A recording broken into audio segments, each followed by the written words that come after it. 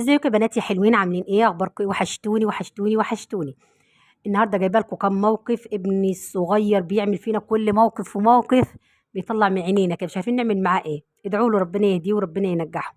هو مش صغير، هو ده ثانويه عامه. المهم بس ايه، دمه خفيف يعني. المهم، مثلا النور طبعا بيقطع كل يوم، ماشي؟ يخلي النور قاطع، واحنا طبعا قاعدين بقى مستنيين النور يجي وقاعدين سايين. اي حد، انا اخته اخوه اي حد يعمل فينا الموقف ده.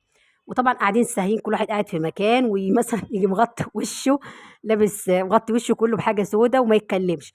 وتبقي ساهيه ساهيه وتبصي وراكي بالصدفه تلاقي حاجه كده، انتوا متخيلين في الضلمه تلاقي حاجه بالشكل ده وراكي تتسرعي.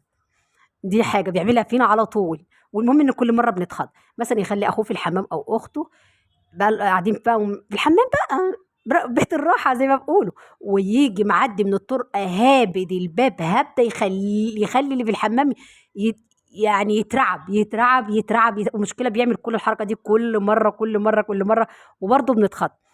أبسطها النهاردة النور كان قاطع، بقول له أخته فين أخوكي؟ قالت لي مش موجود في البيت. بقول لي مش موجود في البيت؟ أنا ما شفتوش نازل. يا بنتي موجود يا ماما، أنا دورت عليه في كل حتة مش لاقياه. المهم بصراحة أنا ما كنتش عارفة فين. وداخلة بقى إيه، الطرقة بتاعتنا طويلة، وداخله عماله ادور عليه وبقول يا نور. وهو طالع من الاوضه بتاعتي، الاوضه بتاعتي فيها طرقه هي كمان، وطالع من الاوضه بتاعتي ويجي مسقف في وشي. والله صرخت حته صرخه، لاني برضو يعني انا داخله ادور عليه وانا عارفه انه ما نزلش، بس مقتنعه ان هو يمكن يكون نزل، ما هي بتقول ما هوش موجود في البيت. صرخت انا تاني ان العمار كانت هتتلم عليا. والمشكله قعد يضحك، ويهزر. انا مش عارفه والله العظيم، هو دم الخفيف حلو وكل حاجه، بس مش بالشكل ده. يعني الدم ده هيودينا لحد فين؟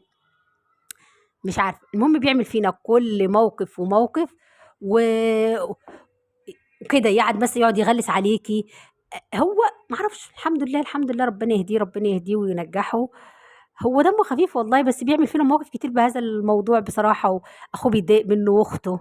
ان كنت انا نفسي بتضايق منه، بس هنعمل ايه؟ زي ابننا برضه، ولازم نستحمله. صح ولا انا غلطانة؟